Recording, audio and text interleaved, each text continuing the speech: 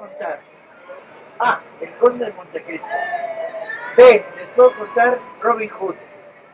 C, les puedo contar Los Tres Mosqueteros.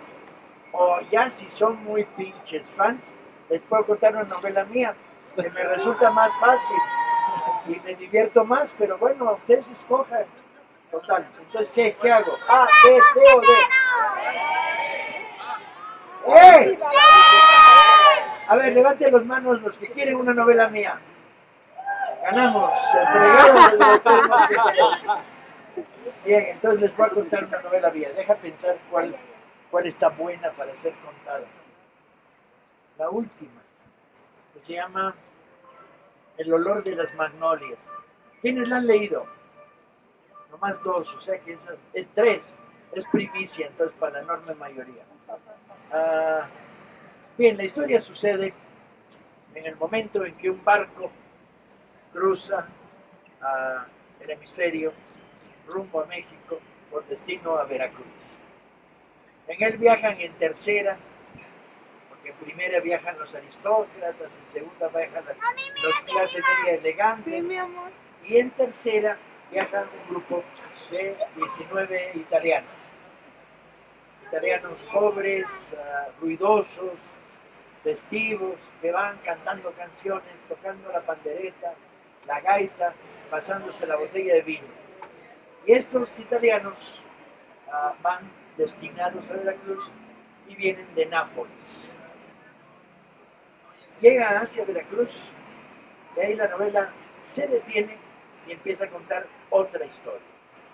Que es la historia de un hombre que llega a una agencia de viajes en Veracruz y que dice: quiero un boleto de regreso para Nápoles. Avión hasta Roma, tren a Nápoles, señorita, y empieza el viaje de regreso.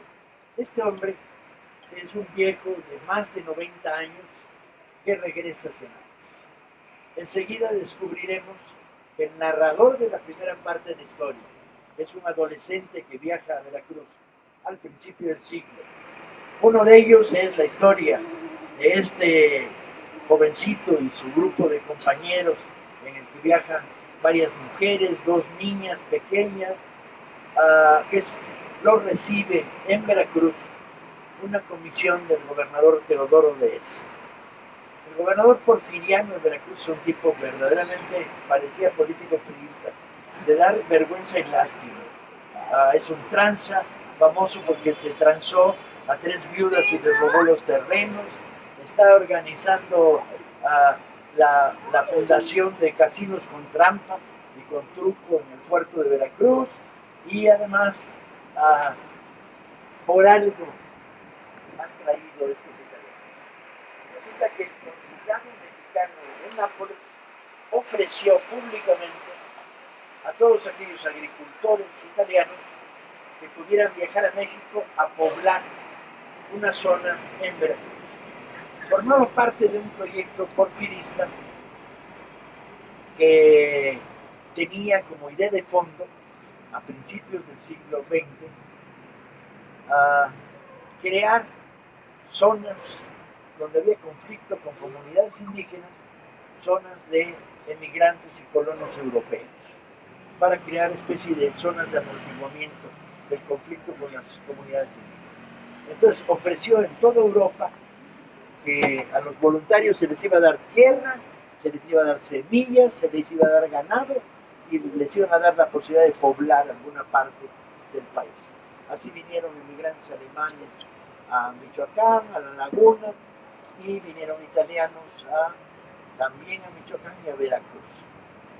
Entonces los recibieron. El mundo está contado por este jovencito que viene en el grupo, al que llaman el diablo, que todo le sorprende. En su vida había visto toronjas, nunca había visto jilgueros en cajas con un hombre que los cargaba. El olor de la vainilla lo deja asombrado. Las lenguas indígenas lo desconciertan porque apenas empieza a chapurrear en español. Y los llevan a un lugar que se llama Las Magnolias, que está en una zona de choque con una pequeña comunidad indígena a la que el cacique del pueblo quiere sacar de ahí a tiros. Mientras tanto, el viejo en Nápoles empieza a recorrer Nápoles que él recuerda y conoce. Y empieza a recorrer una ciudad que conozco muy bien porque he estado muchas veces en ella cuando se presentaron libros míos en Italia, que es una ciudad muy parecida a nuestras ciudades de origen español.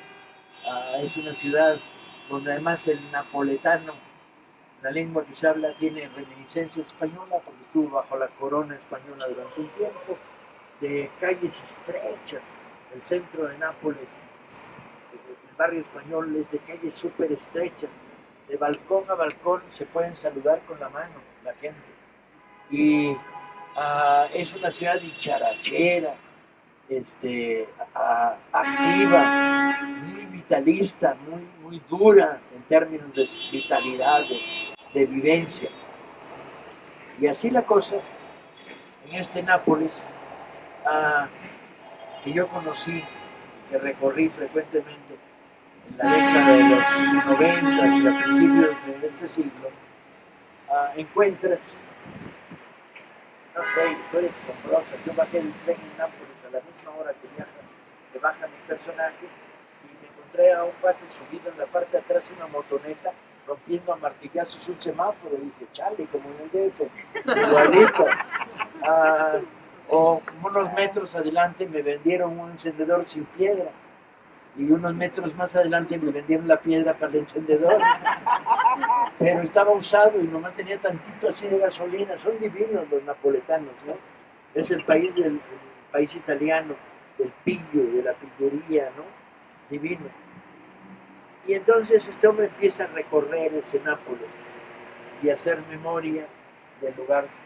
Ya para estos momentos nos damos cuenta que es el viejo que fue el personaje central de la historia que va corriendo para. Bien, los italianos se establecen en las Magnolias, pero a las pocas semanas se produce un extrañísimo fenómeno, que es, hay un informe de la policía porfiriana que dice, qué rollo, jefe, estos pinches italianos son muy raros, ¿sí? Se comieron las semillas, se comieron al buey que les dimos, montaron una destilería y andan haciendo licor de nanche, que tiene mucho éxito en las comunidades cercanas y que produce una cruda mortal. Y además los domingos se encueran para tomar el sol, incluido el cura que viene con ellos. ¿Qué pasa con estos italianos?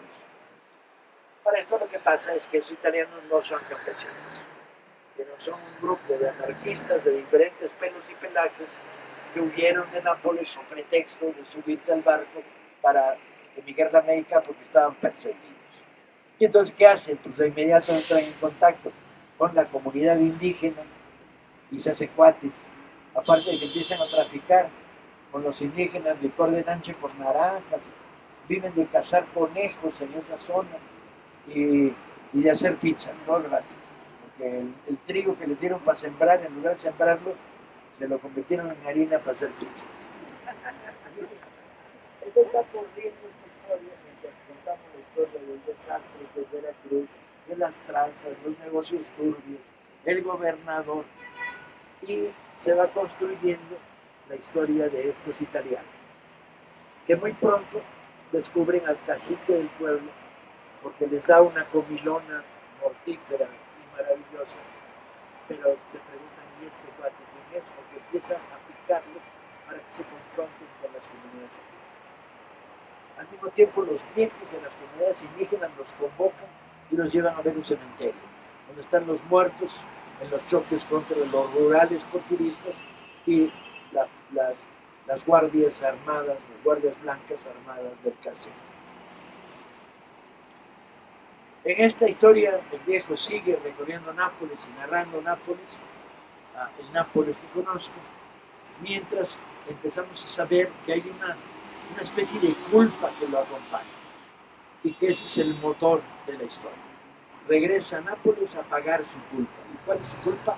No sabemos cuál es su culpa. algo que sucedió en la otra historia que estamos hablando, en aquel personaje protagonista, como jovencito adolescente. Y es una culpa terrible, tremenda. Pero al mismo tiempo conocemos su biografía después de la culpa. ¿Sí? Anduvo con Pancho Villa, reclutó armas, estuvo en Veracruz cuando salió el Granma, el barco de los cubanos de la revolución, que inicia la revolución cubana, ha estado en todas, fue periodista, maestro de escuela, y vamos haciendo crecer al personaje, pero va quedando el enigma de la culpa. Para esto, en el territorio de las comunidades aparecen algunos personajes grotescos, entre otros otro gordo italiano, el barón Kelly, que es especialista en vender tapetes persas a los oligarcas y en falsificar las ruletas de los casinos para que salga siempre de cero y gane la casa, con electroimanes. Y va armando la estructura de las tranzas de DS. Y al mismo tiempo hace artículos en los periódicos a petición del gobernador. El gobernador está en esos momentos comprando fincas cafetaleras y le importa que los periódicos digan que el té es una mierda y que lo importante es el café. Y entonces este cuate escribe estrambóticos artículos diciendo, mientras que el té que consumen los ingleses provoca abulia, apatía y ciudadanos muy serios y muy tontos, el café provoca amor y sentimientos sensuales, ¿no? Escribe artículos a pedido del gobernador. La historia va transcurriendo en estas dos líneas y llega un momento en que entra en crisis, porque los ciudadanos de la comunidad italiana de las Magnolias chocan abiertamente con los esbirros de las guardias blancas y del gobernador. Y hay una matanza. Y se salvan muy pocos de ellos. Y de ahí perdemos la historia. Sabemos que el joven va a terminar en el castillo de Ulúa durante muchos años, que va a quedar libre cuando se produce la Revolución Mexicana, pero no sabemos cuál es la culpa que lo obligaría muchos años después a regresar a Veracruz. Y ese es el corazón de la historia, que termina evidentemente con el personaje muriendo en Nápoles en su regreso, con la sensación de que ya pagó su culpa. ¿Cuál es la culpa? Pues no se las puedo contar, pues si se las cuento, les destripo la novela, porque el motor que te va haciendo leer y avanzar es ¿y qué pasó aquí? ¿Cuál es el truco literario que mantiene la tensión narrativa entre las dos historias? Para esto fue una novela que me gustó mucho como la escribí, porque le añadí un tercer plano a estos dos, que es el plano de dos mujeres en los balcones de Nápoles, que se platican la novela una a otra y le van cambiando a su gusto. No, no era gordo, era menos gordo. Ah, bueno. ¿Y tú qué sabes si tu marido es un huevón que deja la ropa que pones acá a colgar toda sucia y se insultan y se van contando el libro de una manera diferente, estropeándolo, mejorándolo, no importa. Este es un lado, esta novela sobre esta comunidad, este personaje y este momento de la historia. Y la David Carrera, se ha acabado hasta que lean la novela y luego ya la discutimos y la platicamos, porque si no, se las destripo totalmente y no la van a poder leer. Se llama, la novela se terminó llamando El olor de las magnolias, porque las magnolias en lugar de vivir huelen siempre a magnolias. Y es una novela que se publicó de una manera muy rara, se publicó en un libro reversible. De un lado es El olor de las magnolias y del otro es un reportaje novelado sobre la historia de por qué mi padre se volvió loco a los 30 años y se volvió cronista de ciclismo profesional, visto desde los ojos de un niño que era yo. Entonces, los dos libros en uno solo, para que saliera más barato, pudiera tener el número de páginas suficiente para darle formato de... Y muchas gracias.